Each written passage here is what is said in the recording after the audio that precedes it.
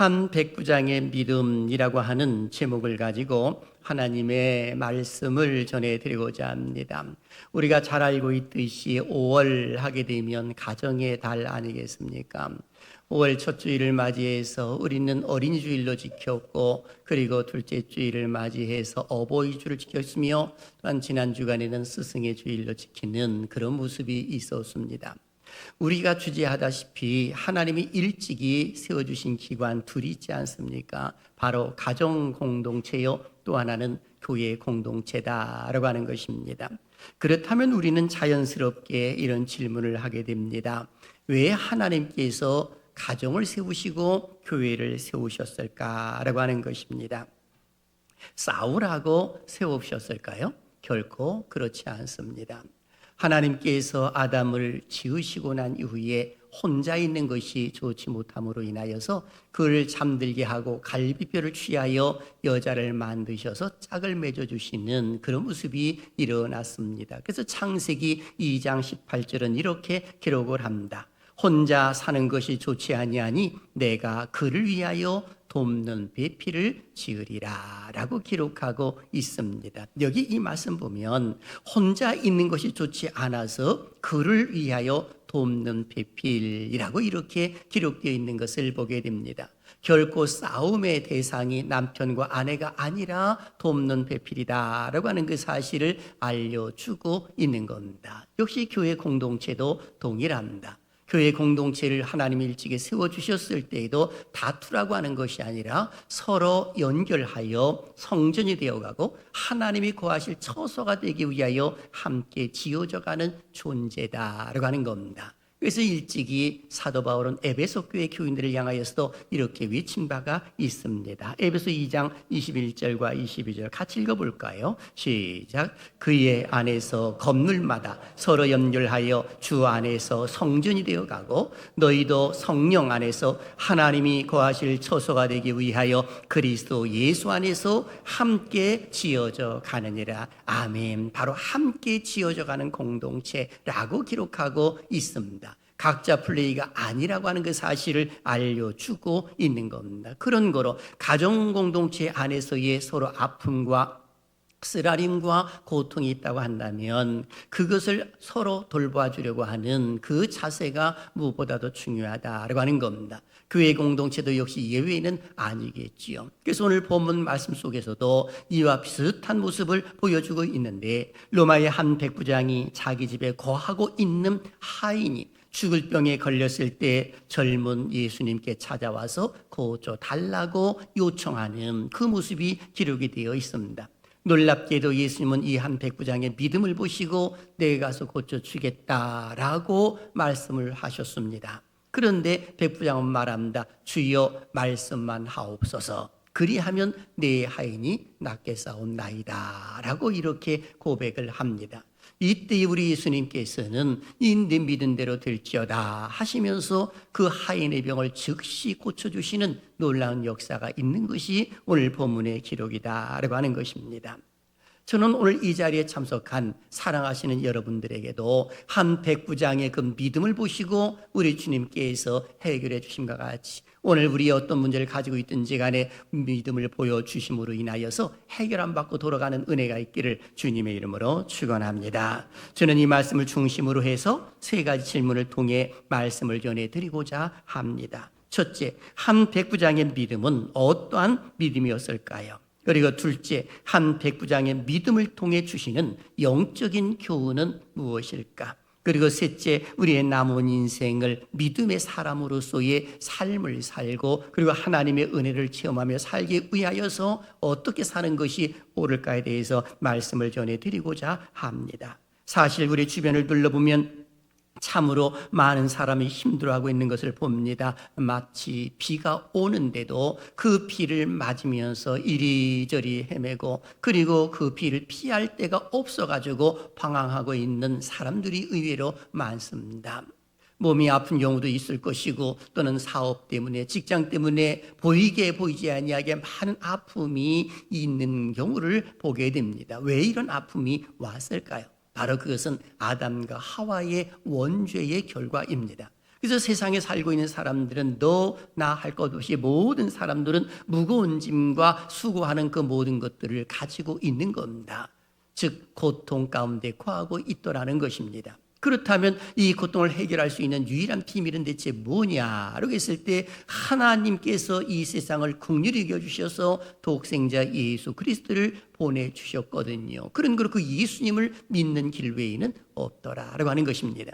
그래서 예수님께서 이 땅에 오셔서 공생의 삶을 사실 때에 자신이 메시아라는 그 사실을 많은 사람들에게 보여주셨고 기적도 베풀어 주셨고 병든 자 외면치 아니하고 또한 치료시켜 주시며 어려움 당하는 자의 그 문제를 해결해 주시는 그런 모습들이 일어났던 것입니다.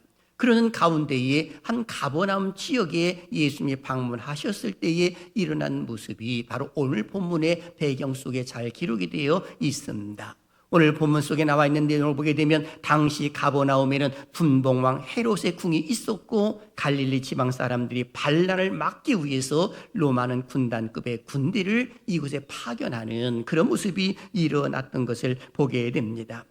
당시 로마 군단은 이탈리아 본도인들이 아니라 시리아나 레바논 같은 이방 용병들로 구성되었다고 합니다. 하지만 장교급은 로마 사람입니다. 그런데 이들은 엘리트거든요. 자부심이 있고 그리고 무언가 힘이 있고 권력이 있고 권세가 있는 사람들이다. 이렇게 말할 수가 있는 겁니다. 그 가운데 로마의 백부장 하게 되면 상당히 힘이 있는 그런 사람인데 자기 집에 하인이 죽을 병에 걸렸다고 하는 그 사실 때문에 예수님께 다가와가지고 그리고 고쳐달라고 요청하는 그런 모습이 있었던 것입니다.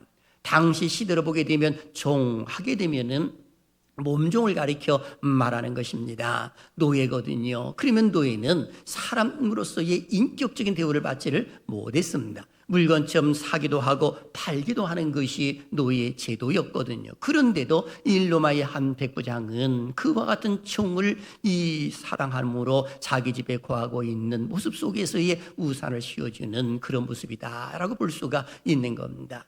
마침 우리에게도 동일한 모습이 나오지 않습니까? 가정에서 이렇게 우리에게 이 애완견이 있다고 한번 생각해 보세요. 그 애완견 강아지가 이 출근하고 퇴근하게 되면 꼬리를 막 흔들면서 맞이해 줍니다. 그런데 그 강아지가 아파요. 그러면 그 주인은 어떻게 하겠습니까? 그 강아지를 방치할까요? 아니죠. 그 강아지를 데려다가 병원에 가서 진료도 받고 치료를 해주는 그런 모습이 있는 것처럼 이 로마의 백부장도 역시 동일한 모습으로 이와 같이 종을 사랑해 주었더라라고 하는 것입니다. 자, 그렇다면 오늘 우리는 첫 번째 질문을 해봅니다. 한 백부장의 믿음은 어떠한 믿음을 가졌기에 우리 예수님께서 그 하인의 병을 고쳐주셨을까요? 세 가지의 모습으로 찾아봅니다. 그 첫째는 올바른 신앙 고백입니다. 오늘 보면 6절을 같이 한번 읽어볼까요? 다 같이요. 시작. 이르되 주여 내 하인이 중풍병으로 집에 누워 몹시 괴로워하나이다. 아멘. 여기 보니까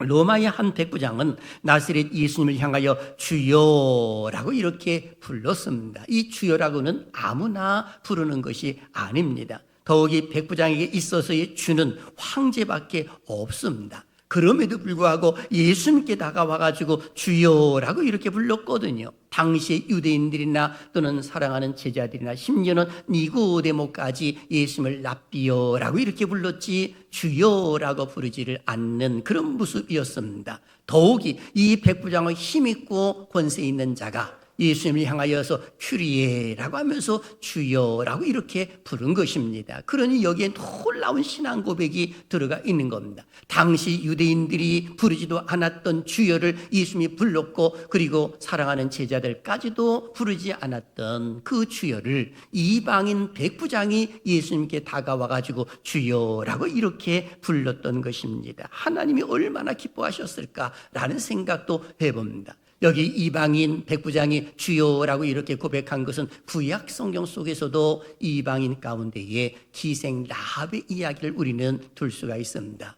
여호수아가 이제는 이 가나안 땅을 정탐하고 그리고 여러 가지 모습 가운데 여리고성을 정탐하기 위하여서 2명을 보내는 모습이 있지 않습니까? 그런데 그만 들통이 났습니다. 그때에 어디로 숨어들었냐? 기생 라합의 집으로 숨어들었거든요. 그랬을 때에 그 기생 라합이 두 정탐꾼을 잘 숨겨주면서 고백하는 내용이 하나가 나옵니다. 여호수아 2장 9절을 보십시오. 여호와께서 이 땅을 너희에게 주신 줄을 내가 아노라 라고 이렇게 고백을 합니다. 바로 이 모습처럼 지금 한 백부장도 동일한 고백을 하고 있는 것이거든요. 하나님이심을 믿는 겁니다. 그래서 예수님 향하여 주여라고 이렇게 고백을 하는 거지요. 실제로 예수님께서는 사랑하는 제자들에게도 이와 같은 답을 얻기 위해서 질문을 하신 바가 있습니다. 가이사랴 빌립보 지역을 가고 있었습니다. 마태복음 16장에 잘 기록되어 있지요. 그때 예수님이 질문을 하십니다. 사람들이 인자를 누구라 하느냐? 그랬더니 제자들이 말합니다. 어떤 사람은 세례 요한, 어떤 사람은 예레미야, 어떤 사람은 엘리야 그리고 선지자 중에 하나라고 하더이다. 그러면 너희는 나를 누구라 하느냐? 그때 베드로가 고백합니다. 주는 그리스도시요 살아계신 하나님의 아들입니다 라고 고백을 합니다. 이 고백을 얼마나 기뻐하셨던지 이 고백 위에 교회를 세우시겠다라고 말씀하시면서 이 고백은 너의 고백이 아니라 하나님으로부터 나온 고백이다 라고 하는 것까지도 알려주시는 그런 모습이 있습니다. 그 정도로 신앙 고백을 한다고 하는 그 자체가 얼마나 중요한가를 여기서 알려주고 있는 겁니다. 그리고 두 번째는 예수님의 권세에 대한 믿음을 이 백부장은 갖고 있었지요. 예수님께서는 백부장의 간청을 들어주신다라고 말씀합니다. 오늘 본문 7절 보니까 이르시되 내가 가서 고쳐주리라 이렇게 예수님이 말씀을 하십니다. 그랬더니 그 백부장이 이렇게 말합니다. 8절요. 다 같이요. 시작. 주여 내 집에 들어오심을 나는 감당하지 못하겠사오니 다만 말씀으로만 하옵소서. 그러면 내 하인이 낫겠사옵나이다. 아멘. 여기 보니까 주님 내 집에 들어오심을 감당치 못하겠습니다 이렇게 말하거든요. 무슨 뜻일까요? 백부장의 그 겸손한 자세를 일컬어 말하는 것일까요? 아닙니다. 이 말은 예수님에 대한 소문을 팍 들었기 때문에 그런 것이거든요. 예수님의 소문을 얼마나 잘 들었겠습니까? 거기에 주둔하면서 반란군이 있든지 아니면 데모하는 사람이 있든지 그런 것들을 미리미리 정보를 다 이렇게 정보망을 펼쳐 놓았을 것입니다. 그리고 정보를 전부 다가 수집을 했겠죠. 그러다 보니까 예수님에 대한 이야기도 듣고 이분께서는 사람들의 병을 고쳐주고 누구든지 그를 찾아가는 자 외면치 아니하고 문제 해결함을 주시더라라고 하는 그 이야기까지 그리고 그 모든 것들을 소식을 접한 사람이 이 로마의 한 백부장이었거든요.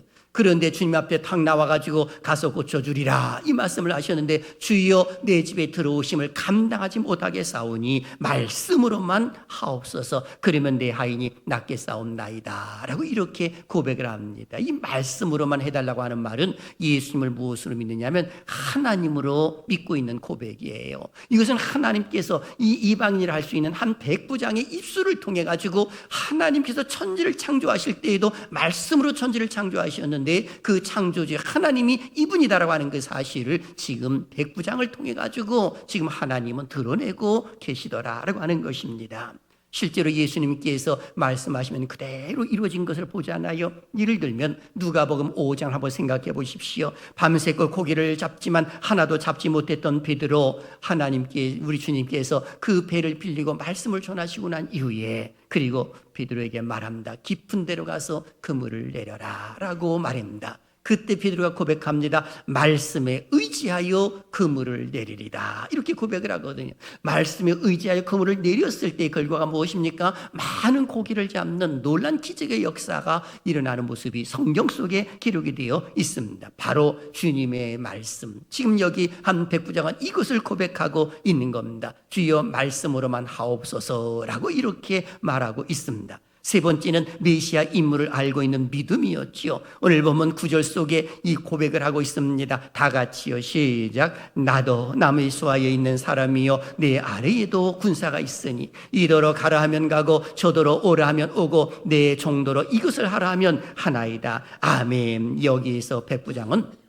예수님의 그 사역을 자기의 그 일과 연관을 시켜주는 그런 모습이 나와 있습니다. 자신의 직무와 예수님의 그 메시아 사역을 연결시켜주는 그런 모습이 있는 것이죠. 즉, 나 자신도 황제가 명을 내림으로 인하여서 이곳까지 와서 파견되어서 일을 하고 있고, 그리고 내게도 종이 있어서 가라 하면 가고 오라 하면 오는 것처럼 주님께서도 얼마든지 그 일을 하실 수 있음을 저는 믿습니다 라고 하면서 그 그 메시아의 그 임무를 정확하게 알고 있는 그 모습입니다. 마치 하나님께서 당신을 이 땅에 보내준 것 아니겠습니까? 그러니 말씀하시고 나도 내게 종이 있어서 가고 오도록 만들면 그대로 따르는데 그냥 그렇게만 해 주십시오 라고 이렇게 말하고 있는 겁니다. 그 누구도 이렇게 고백하는 사람 아무도 없었거든요. 우리 주님께서 이 말을 듣고 얼마나 기쁘셨는가를 한번 보십시오. 오늘 10절 바로 우리의 모습을 보고 기뻐하시는 모습입니다. 다 같이요. 시작. 예수께서 들으시고 놀랍게 여겨 따르는 자들에게 이르시되 내가 진실로 너희에게 이르노니 이스라엘 중 아무에게서도 이만한 믿음을 보지 못하였노라. 아멘. 여기 보니까 예수님께서 들으시고 놀랍게 여겨 이렇게 표현했거든요. 놀랍게 여겨라고 하는 말은 감탄사입니다.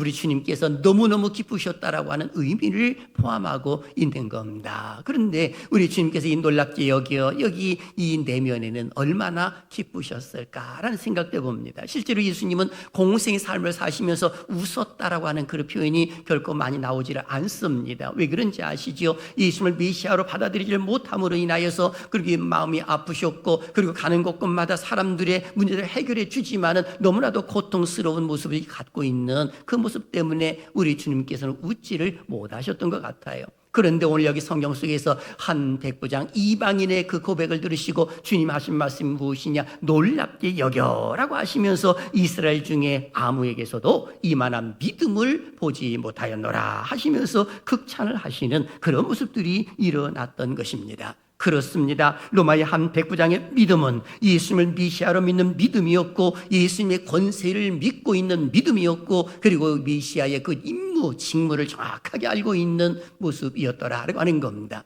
우리 주님께서는 이 백부장의 이 신앙의 고백과 같은 이 모습을 외면치 아니하시고 그리고 그 문제를 해결해 주는 그런 모습이 일어났던 겁니다. 그렇다면 오늘 우리들도 똑같은 것이죠. 예수 그리스도를 나의 구세주로 믿고 있는 사람들에게 있어서는 이 한 백부장의 모습처럼 우리들도 주님께 나와서 고백하게 되면 우리 주님 외면치 아니하시고 은혜 베풀어 주실 줄로 믿습니다. 실제로 성경의 기록을 보게 되면 예수님을 메시아로 믿고 예수님께 다가왔던 사람들 모두가 다 문제 해결을 받고 돌아갔던 것을 보게 됩니다. 예컨대 마가복음 5장을 보게 되면 12를 혈루병으로 고통당했던 여인, 그런데 예수님께 다가왔지만 많은 사람들이 있어서 감히 앞으로 가지 못하고 뒤에 가서 예수님의 옷자락만 잡아도 나을 것이라고 하는 믿음의 확신을 가지고 뒤쪽에 가서 예수님의 옷자락을 잡았을 때 깨끗하게 치료한다는 그런 모습이 일어나지 않았겠습니까? 그래서 마가복음 5장 28절은 이렇게 고백을 합니다. 이는 내가 그의 옷에만 손을 대어도 구원을 받으리라 생각하밀러라 라고 하는 겁니다. 이 여인의 그 믿음을 그대로 보여주고 있습니다. 그의 옷에만 손을 대어도 구원을 받으리라, 바로 치료받을 것이라고 하는 믿음의 확신을 가지고 예수님의 옷자락을 만지는 그런 모습이 일어났다는 것입니다. 마치 로마의 한 백부장도 주님께서 원하시면 내 하인의 병을 깨끗하게 고쳐줄 것이라고 하는 그 믿음의 확신을 가지고 다가왔던 것처럼 말입니다. 오늘 이 자리에 참석할 때도 우리 주님께서는 우리를 향하여 무엇을 요구할 것 같습니까? 바로 믿음을 요구하고 있더라라고 하는 겁니다. 묻습니다. 예수 그리스도가 나의 구세주인 거 믿습니까? 아멘. 그렇다면 우리는 다 하나님의 자녀들이에요. 얼마든지 하나님께서 주시는 은혜를 받을 수 있는 특권이 있는 사람들이다 라고 말할 수가 있는 겁니다. 자, 그렇다면 두 번째 질문으로 넘어가 봅니다. 한 백부장의 믿음을 통해서 주시는 영적인 의미가 무엇일까? 라고 하는 것입니다. 여기에도 중요한 영적인 의미 두 가지가 들어가 있습니다. 첫째, 구원의 보편성에 대해서 알려주고 계시는 겁니다. 구원은 유대인들에게만 있는 것으로 유대인들은 착각을 했지요. 그런데 그렇지 않다는 그 사실을 이 말씀을 통해서 보여주고 계시는 겁니다. 오늘 보면 11절과 12절요. 같이요. 시작. 또 너희에게 이르노니 동서로부터 많은 사람이 이르러 아브라함과 이삭과 야곱과 함께 천국에 앉으려니와 그 나라의 본 자손들은 바깥 어두운 데 쫓겨나 거기서 울며 이를 갈게 되리라. 아멘. 여기 이 말씀 보니까 너희에게 이르노니 하면서 주님이 친히 말씀하셨습니다. 동서로부터 많은 사람이라고 기록되어 있거든요. 이 동서로부터 많은 사람은 곧 이방인들을 가리켜 말하는 겁니다. 이방인들은 어떠합니까? 아브라함과 이삭과 야곱과 함께 천국에 앉으려니와, 오늘 여기 신앙 고백을 하고 있는 이 한 백부장도 함께 앉으려니와 라고 이렇게 표현해주고 있는 겁니다. 하지만 본 자손들은 유대인들 가리켜 말하는 것이거든요. 바깥 어두운 데 쫓겨나 거기서 울며 이를 갈게 되리라 하시면서 예수님을 메시아로 영접하지 않는 결과가 무엇인가를 알려주고 있는 겁니다. 지옥 형벌이라는 것이죠. 가깝게는 AD 70년에 멸망당한 모습 아니겠습니까? 로마의 디도 장군에 의해서 멸망당하고 그때에서부터 유대인들은 디아스포라 주가 됐습니다. 흩어진 유대인들이란 표현이에요. 그러니까 세계 각지로 다 흩어지면서 나라 없는 서러움 속에서 그런 아픔을 당했고 서러움을 당했습니다. 심지어는 독일 히틀러에 의해서 600만 명이 희생당하는 그런 모습도 일어나지 않았겠습니까? 결코 우연한 일이라고 볼 수가 없지요. 하나님의 진노 의 심판이라고도 우리는 생각할 수도 있지 않는가라는 것을 생각해 봅니다. 놀랍게도 우리 주님께서는 구원의 보편성을 지금 여기 한 백부장의 고백을 통해 가지고 그 믿음을 통해서 우리 주님은 보여주고 계시더라라고 하는 것입니다. 그런 가운데 우리나라에도 이 복음이 들어온 것 아니겠습니까? 그러니 지금은 누가 아브라함의 자손이냐라고 말했을 때 예수 그리스도를 믿는 믿음의 사람이 아브라함의 자손이고 그리고 천국에 갈 수가 있다라고 하는 것을 알려주고 있는 겁니다. 그리고 또 하나는 믿음대로 되는 것이 신앙의 원리임을 알려주고 있습니다. 여기 13절을 한번 보십시오. 예수께서 백부장에게 이르시되 가라 내 믿은 대로 될지어다 하시니 그 즉시 하인이 나으니라 라고 기록이 되어 있습니다. 여기 보니까 내 믿은 대로 될지어다 라고 이렇게 선포를 하셨거든요. 이 말의 의미는 백부장이 하인의 병이 치료될 것이라고 하는 그 믿음의 확신을 가지고 있었을 때에 그 믿은 대로 될지어다. 여기 나와 있는 이 말씀 보게 되면 바로 예수님께서 친히 말씀하신 것입니다. 그러니 오늘 우리들도 똑같은 것입니다. 그래서 어떤 분은 이렇게까지도 말했습니다. 어거스틴의 말입니다. 믿지 않는 자에게는 하나님도 어쩔 수 없다라고 이렇게 성자 어거스틴은 이야기도 한 바가 있습니다. 믿어야 된다는 것을 알려주고 있는 거죠. 그래서 우리 주님은 우리의 믿음이 잘못되었거나 우리의 믿음이 연약하거나 아니면 방향성이 틀려지면 그 방향성을 바로 잡아주시고 그리고 문제를 해결해 주시는 경우가 얼마나 많이 있는지 모릅니다. 예컨대 마가복음 9장을 보게 되면 귀신 들린 아들을 제자들에게 와서 치료받으려고 했지만은 치료하지를 못합니다. 귀신을 이어주지를 못하지요. 산 위에서 기도하고 세 제자와 함께 내려오셨던 주님께 할 수 있거든 내 아들의 병을 고쳐달라고 이야기를 합니다. 그때 예수님께서는 그 아버지의 신앙이 잘못되어 있구나, 그 믿음을 바르게 잡아주시기 위하여서 하시는 말씀이 있습니다. 마가복음 9장 23절 보세요. 할 수 있거든이 무슨 말이냐, 믿는 자에게는 능히 하지 못할 일이 없느니라 하시면서 그 믿음을 바로 잡아주셨습니다. 그랬더니 주여 믿나이다 라고 고백을 했을 때 우리 주님께서는 귀신을 쫓아내주시는 그런 모습이 일어났던 것 아니겠습니까? 오늘 우리도 똑같은 것입니다. 우리 주님을 향하여서 올바른 믿음을 펼쳐 보이는 것, 이것이 무엇보다 중요한 것입니다. 로마의 한 백부장의 믿음을 통해서 이제 구원은 유대인들에게만 있는 것이 아니라 이방인에게까지 확대되어 가고 있다는 그 사실을 하나님은 한 백부장을 들어서 이야기를 해주고 계시고, 그리고 또한 믿음의 신앙의 원리는 믿음대로 된다라고 하는 그 사실을 알려주시는 그런 모습이 일어났더라라고 하는 것입니다. 그렇다면 이제 오늘 우리 자신들을 뒤돌아보시길 바랍니다. 스스로 한번 점검해 보시길 바랍니다. 나의 믿음은 과연 어떠한 믿음인가? 주님께서 말씀만 하셔도 모든 문제 해결함 받을 것이라고 하는 믿음의 확신을 갖고 있는 그 믿음인가? 그렇지 아니한가라고 하는 것입니다. 사랑하신 여러분, 살아가면서 수많은 문제가 우리에게 발생을 합니다. 어떤 경우에는 질병으로 인하여 문제가 발생하기도 하고, 사랑하는 사람이 먼저 내 곁을 떠나버리는 그런 모습들도 있는 경우가 있습니다. 직장을 다니다가 갑자기 문제가 생기기도 하는 것이죠. 세상에 일어나는 모든 일들은 사람들이 해결할 수 있는 일도 있지만 그렇지 못한 경우도 허다하게 많습니다. 여러분 보십시오. 비가 막 내린다고 한다면 그때 그 누군가 와서 우산을 씌워준다면 여러분 그것처럼 더 좋은 일이 어디 있겠습니까? 비를 맞지 아니하도록 우산을 하나 빌려준다든지, 어떤 경우는 우산을 이렇게 옆에서 씌워준다든지, 그런 모습이 있을 때의 그 기쁨이라고 하는 것은 참으로 감사한 모습입니다. 저도 우리 교회에서 이렇게 이제는 주일 예배를 드리고 가려고 하려 보니까 비가 막 쏟아지는 거예요.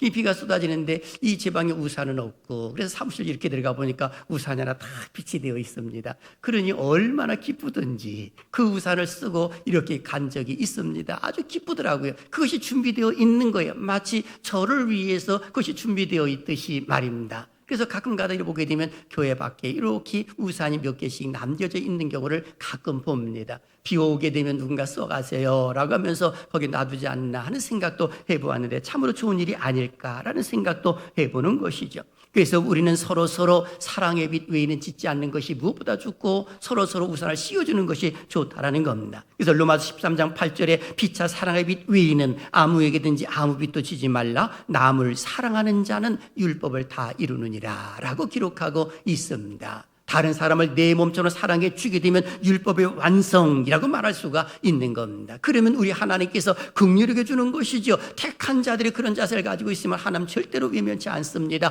어떻게 해요? 지켜주시고 보호하시는 하나님. 그래서 시편 121편 5절 같이요. 시작. 여호와는 너를 지키시는 이시라. 여호와께서도 오른쪽에서 내 그늘이 되시나니. 아멘. 바로 하나님은 우리를 지키시는 이시라. 그리고 내 오른쪽에서 내 그늘이 되신다라고 했을 때 오른쪽은 권능을 가리켜 말하는 것이거든요. 하나님의 크신 권능과 능력으로 너를 돌보아 준다라는 의미를 포함하고 있는 것입니다. 저는 사랑하신 여러분들 사시는 날 동안 모두가 다 하나님 보호 속에서 승리로운 삶을 사시기를 주님의 이름으로 축원합니다. 그러므로 이제 우리의 자세에 대해서 말씀해 드립니다. 우리의 남은 인생 몇 년 들는지 우리는 알지 못하지만 로마의 한 백부장이 가지고 있었던 그 믿음을 우리들도 소유함으로 인하여서 이제 하나님이 허락해 주신 교회 공동체와 가정 공동체를 위하여서 어떻게 사는 것이 옳을까에 대해 말씀을 전해드리고자 합니다. 두 가지로 정리해 드리겠습니다. 첫째, 나의 모든 문제를 주님께 맡기는 삶입니다. 나의 모든 문제를 주님께 맡기자. 시작. 나의 모든 문제를 주님께 맡기자. 아멘. 로마의 한 백부장도 자기 하인의 병을 주님께 와서 딱 맡기는 겁니다. 주님 와서 고쳐주세요 하면서 주님께 맡기는 것이거든요. 맡기게 되면 그 다음부터는 이제 우리 주님께서 이 해결해 줄 것 아니겠습니까? 그래서 베드로는 이 사실을 잘 알았기 때문에 베드로전서 이 5장 7절에 이렇게 말합니다. 너희 염려를 다 주께 맡기라. 이는 그가 너희를 돌보심이라 라고 기록하고 있습니다. 우리의 염려를 다 주님께 맡기라는 겁니다. 맡기라고 하는 말은 이 공을 내가 잡고 있다가 상대방으로 굴려내는 것을 가리켜 말하는 겁니다. 그러니까 주님께 굴려보내는 것이거든요. 내 모든 짐, 그래서 마태복음 11장 28절에 기록하고 있는 것처럼 수고하고 무거운 짐진 자들아 다 내게로 오라. 내가 너희를 쉬게 하리라 하셨던 무거운 짐, 수고하는 힘, 그런 것들 모든 것들을 주님께 다 가져오라고 말하고 있는 겁니다. 수고하고 무거운 짐이 없는 사람이 이 세상에 누가 있겠습니까? 그렇게 주님께 다 가져와서 그걸 내게 맡겨라 이렇게 말씀해 주고 있는 겁니다. 그러면 우리 주님께서 너희를 돌보심이라. 여기 돌보심이라고 하는 의미가 이 원어적인 모습을 보게 되면 이런 내용이에요. 이 아기가 짐을 들고 가다가 너무 무거워가지고 엄마가 짐을 다 대신 쳐주거든요. 그럼 그 아기는 자위의 몸이 됩니다. 가볍지요. 그런데 그것으로 끝나지 아니하고 엄마가 그 아이를 계속해서 주시해서 보는 거예요. 사랑의 눈동자로 지켜보고 그리고 그 아이가 잘못되지 않을까 보고 있는 의미를 가지고 있는 겁니다. 이것이 돌보심이에요.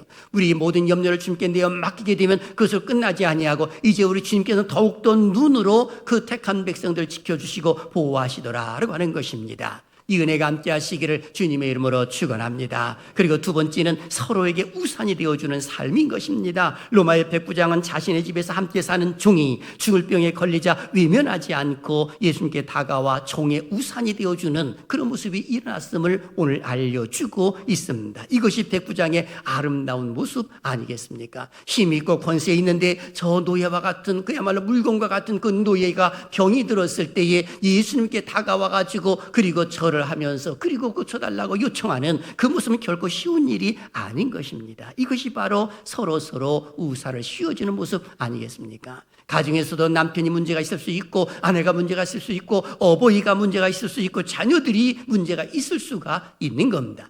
왜 하나님께서 그와 같은 것을 허락하셨을까요? 바로 그것은 서로 우산이 되어 주라고 하는 것입니다. 우산을 씌워주면서 그리고 힘을 얻으라고 우리 하나님께서 공동체를 세우셨다는 사실을 결코 잊어서는 안 되는 겁니다. 분명한 사실은 아무리 우리가 우산을 씌워준다 하더라도 그 우산은 제한적인 것입니다. 그 우산은 언젠가는 씌워줄 수 없기 때문에 그런 겁니다. 어머니 아버지가 아무리 자기 자녀들을 위하여 우산을 씌워준다 하더라도 어머니 아버지가 먼저 떠날 수도 있기 때문에 그러하더라라고 하는 것입니다. 그렇다면 영원한 우산을 우리는 씌워줄 수 있는 길을 제시해 줘야 되는데 그것이 뭡니까? 바로 예수 그리스도의 그 우산을 쓰도록 만들어 주는 겁니다. 누구에게? 우리의 자녀들에게, 내 남편에게, 내 아내에게, 내가 알고 있는 여러 지인들에게도 이 우산을 씌울 수 있도록 만들어 주는 거죠. 왜 그렇습니까? 우리는 세상 속의 삶을 살면서 얼마나 불안과 어려움 속에 있는지 몰라요. 아무리 주변에 있는 사람들이 우산을 씌워준다 하더라도 언젠가 사라질 것이기 때문에 늘 불안과 두려움 속에 있게 되어 있는 겁니다.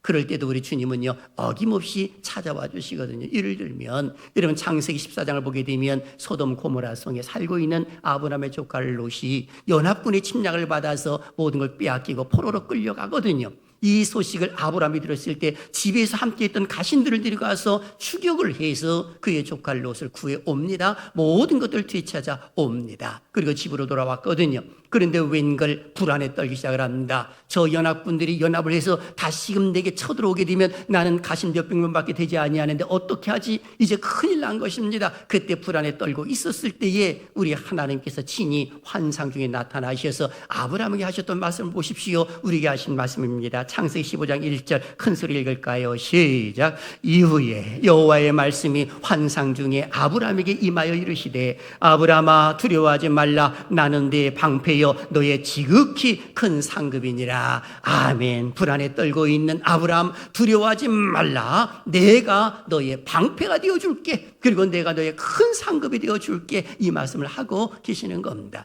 그 하나님이 우리의 방패가 되어주실 줄로 믿습니다. 우리의 우산이 되어주실 줄로 믿습니다. 그러니 우리 하나님께서 방패가 되어주시고 큰 상급이 되어주시기 때문에 걱정할 이유가 없다는 겁니다. 우산이 되어주고 싶습니다 라고 하는 글이 있습니다. 제가 읽어드리겠습니다. 제가 사랑하는 이에게 우산이 되어주고 싶습니다. 비가 오거나 뜨거운 태양이 있을 때 보호해줄 수 있는 것이 우산이듯이 사랑하는 이가 힘들 때 그 모든 것을 제가 막아주고 싶습니다. 우리가 필요할 때만 찾고 그 다음에는 구석에 넣어두는 우산이 되어도 좋습니다. 그냥 말없이 그 곁을 지켜주고 싶습니다. 그대가 몰라주어도 좋습니다. 그냥 머물러 있는 것만이라도 제게는 행복이니까요. 그대의 행복한 모습이 저의 행복이니까요. 언제나 그 자리에 머물러 있겠습니다. 그대가 힘들고 지칠 때 나를 찾아와 잠시 쉬어갈 수 있게 그 자리에 그냥 머물러 있겠습니다. 언제나 언제까지나 그냥 아무 말 없이 자신의 일을 하는 우산처럼 말입니다. 사랑하신 여러분, 우리 주님께서는 오늘 우리를 부르셨습니다. 로마의 한 백부장을 통해서 그리고 예수님이 메시아인 것을 그대로 드러내시는 그 모습이 오늘 성경 속에 기록이 되어 있습니다. 예수님을 나의 구주로 믿고 있는 우리들은 바로 그냥 사는 것이 아니라 가정 공동체와 교회 공동체 하나님이 허락해 주셨기 때문에 서로 관심을 가져주고 사랑해주고 아껴주고 보호해줌으로 인하여서 이 혼탁해져 가고 있는 세상 속에서 승리로운 삶을 살되 천국에 가서 상급받는 우리 모두가 되시기를 주님의 이름으로 축원합니다.